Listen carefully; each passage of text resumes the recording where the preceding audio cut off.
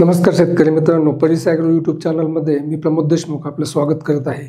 मित्रांनो, हा जो अति हवामान बदल आपल्या भारतीय शेतीसाठी मोठं आव्हान ठरणार आहे. जी परिस्थिती पुढच्या 2030-35ला पाहिजे होती ती ह्याच वर्षी किंवा पुढच्या वर्षी आपल्याला दिसेल.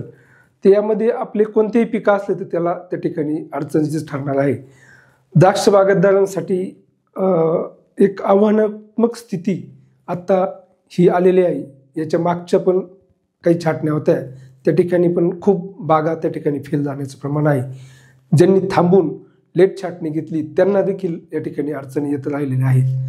तर मित्रांनो, या ठिकाणी 5-7 दिवसाच्या नंतर हरभरा, शेंगदाणा आणि चिंचोका स्टेज किंवा पोंगा स्टेज ह्या कंडिशनला आपण खूप अवकाळी पाऊस झाले, गल्ल्यांमध्ये पाणी साठलेलं आहे. तर अशा ठिकाणी फुटींची अवस्था वाढ आणि घड बाळीव जाणं ही मोठी समस्या आहे. तर या ठिकाणी मी आपणास सांगेल, हे जे आमचे 2-3 फॉर्म्युले ह्या व्हिडिओमध्ये दिलेले आहेत ते जर आपण वापरले तर निश्चितपणानं बाळी घड देखील आपला वाचल आणि होणारं नुकसान टळल आणि किमान आपल्याला अपेक्षित टनेज आपल्या बागेतून निघल. तर अशी 100% खात्री मी तुम्हाला देतो. यासाठी आमचा परिस ॲग्रो हा यूट्यूब चॅनल आपण लाईक करा, सबस्क्राईब करा आणि शेअर करा. तर मित्रांनो, अवास्तव फुटी थांबवण्यासाठी त्या ठिकाणी आपल्याला लोकलची बाग असेल तर लिओसिन अर्धा ते 1 ml मारणं गरजेचं आहे. त्याचबरोबर एक्सपोर्टची बाग असेल तर त्या ठिकाणी आपल्याला विनस्टॉप असेल किंवा सेव्हियर असेल किंवा त्या ठिकाणी इंडियन व्हरायटींसाठी जे काही प्लॅनोफिक्स आहे तर ते पण आपण योग्य प्रमाणात वापरू शकतो आणि वाढ थांबवू शकतो. साधारण 24 तासापर्यंत जर शेंडा थांबला तर त्या ठिकाणी जो बाळीव जाणारा घड आहे त्याला काही प्रमाणात अन्नद्रव्य मिळून तो घड स्ट्रॉंग होईल. तर ह्या पद्धतीनं मी सांगितलेले जे वाढरोधक आहे त्याच्यात तुम्ही बुरशीनाशक, त्याचबरोबर टिल्ट 230 ते 50 ml पर्यंत घेऊ शकता किंवा व्हेस्पा देखील त्या ठिकाणी अर्धा ml पर्यंत देखील घेऊ शकता. त्याच्यात सूक्ष्म अन्नद्रव्य अर्धा पाऊण ग्रॅमपर्यंत जरी घेतलं तरी जो सांगाडा काही ठिकाणी उघडा झालेला 10-20% घडांचा त्याला देखील त्या ठिकाणी फायदा होईल आणि हा घड स्ट्रॉंग होण्यासाठी मदत होईल. त्याचबरोबर जेव्हा पोंगा स्टेज आहे, काही टक्क्यात चिंचोका स्टेज आणि काही टक्क्यात पोंगा स्टेज असेल, घडाचा थोडासा नॉर्मल सांगाडा आपल्याला दिसतोय किंवा घडाचा टोक दिसतंय, तर त्या ठिकाणी देखील PDH 2.5 ग्रॅम, बोरॉन जे आहे नॉन PGR व्हरायट्या सोडून इतर व्हरायट्यांसाठी अर्धा ग्रॅम, त्याचबरोबर 6BA जे आहे 10 ppm आणि अश्वमेधचं एक्सपोजर किंवा त्या टाईपचं कुठलं तरी एखादं सीवीड जे घडांना स्ट्रॉंग बनण्यासाठी मदत करेल चांगल्या कंपनीचं, ते देखील आपण 1.5 ते 2 ml पर्यंत घेऊ शकता. आणि ह्या दोन्ही फवारण्या दिवसाड आपण रिपीट करायच्या आहे, कारण आपली स्टेज जी आहे ती एका वेळेस येत नाही. जाड काड्या आहेत त्यांचे घड मागून निघतात, ज्या पातळ काड्या आहेत त्यांचे घड अगोदर निघतात. त्यामुळं दिवसाड किंवा 2 दिवसाड ह्या दोन्ही फवारण्या आपण त्या ठिकाणी रिपीट करायच्या आहे. ह्या दोन्ही फवारण्यामध्ये कॉन्टॅक्ट बुरशीनाशक किंवा डावणीचं एखादं बुरशीनाशक त्या ठिकाणी चालू शकतं, आपण घेऊ शकता. कारण आपल्या फवारण्यांची संख्या आपल्याला कमी करायची, पावसामुळे आपल्याला त्या ठिकाणी जास्त रिपीट फवारण्या करता येत नाही, म्हणून या ठिकाणी आपण ह्या दोन्ही फवारण्या रिपीट करा.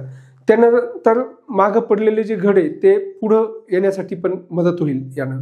त्यानंतर फेलफुटीच्या व्यतिरिक्त काही कामं आपण करणं गरजेचं आहे. साधारण 15 ते 20 दिवसामध्ये आपल्याला फेलफूट काढणं गरजेचं होतं, परंतु दिवाळीच्या पिरियडमध्ये लेबर नसल्यामुळे जवळपास काही ठिकाणी 25-30 दिवसापर्यंत फेलफूट निघालेली नाही आहे.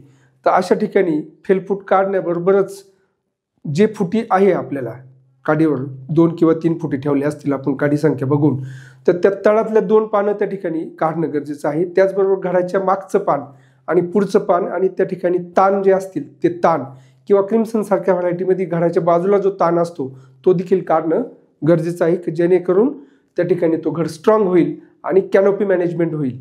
तर हे कामं आपण अतिशय सकारात्मक पद्धतीनं करा. जरी छोटे घड असतील, जरी कमी घड असतील, तर यावर्षी दुप्पट बाजार भेटणार आहे. म्हणजे आम्ही आता गेल्या 15 दिवसापासून, महिन्यापासून प्लॉटवर फिरतोय, तर त्या ठिकाणी ज्या लोकांचं, ज्या शेतकऱ्यांचं काम त्या ठिकाणी 5व्या-7व्या डोळ्यावर काडी असताना घड त्या ठिकाणी काडी विरळ करणं असेल किंवा 10-12 पानावर काडी असताना त्या ठिकाणी सपकेन करणं असेल, त्याच्यानंतर पानं टिकवणं असेल, त्याच्यानंतर सूक्ष्म अन्नद्रव्य असतील, घडनिर्मितीचे काही औषधं असतील किंवा न्यूट्रिएंट मॅनेजमेंट खालून जे असेल, पाणी नियोजन असेल, जे परफेक्ट झालेलं आहे त्या ठिकाणी अगदी निम्मा माल काढून टाकण्याची पोझिशन आहे. परंतु बऱ्याचशाच प्रमाणात बागा फेल जाण्याचं प्रमाण आहे.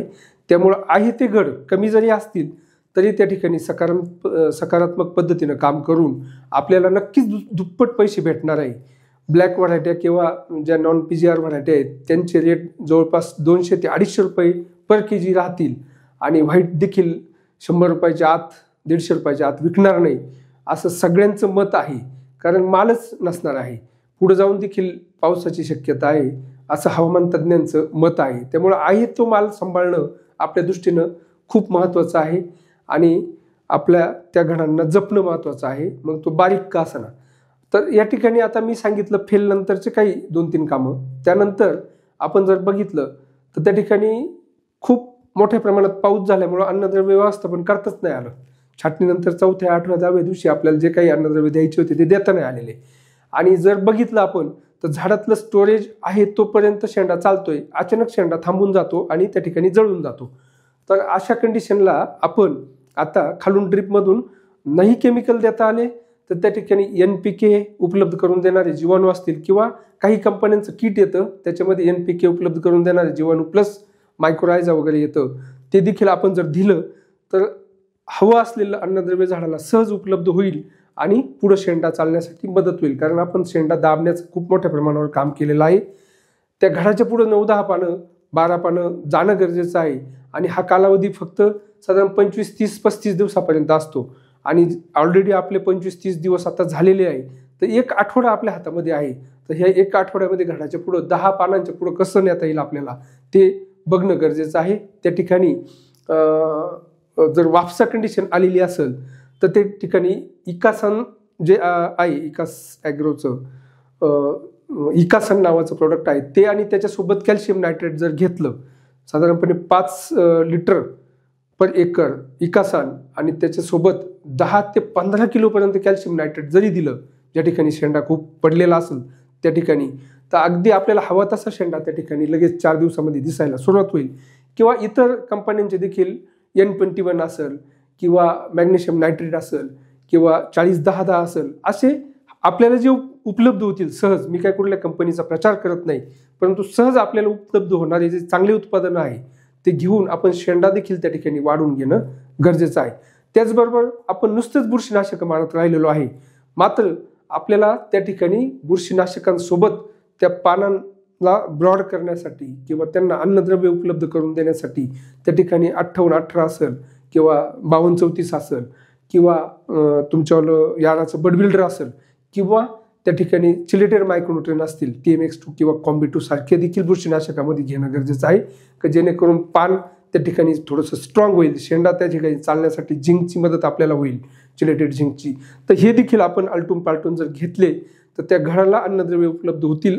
पुढं जाऊन म्हणजे फ्लावरिंग स्टेजला किंवा अचानक नायट्रोजन वाढल्यामुळं गळकूज होऊ नये यासाठी देखील आपण साधारण फ्लावरिंग स्टेजच्या अगोदर नंतर पान देठ परीक्षण करून काय कमी आहे तेच त्या ठिकाणी दिलं पाहिजे. किंवा मी म्हणाल 20-25 दिवसातच त्या ठिकाणी पान परीक्षण करा. किंवा नवीन आलेली जी पद्धत आहे पानातलं ब्रिक्स चेक करायचं, त्याच्यामध्ये योग्य पद्धतीनं ब्रिक्स जर असेल तर रोग येत नाही, तर हे देखील आपण त्या ठिकाणी करून बघा आणि जे कमी आहे ते त्या ठिकाणी उपलब्धता त्या पानांना किंवा झाडांना करून द्या.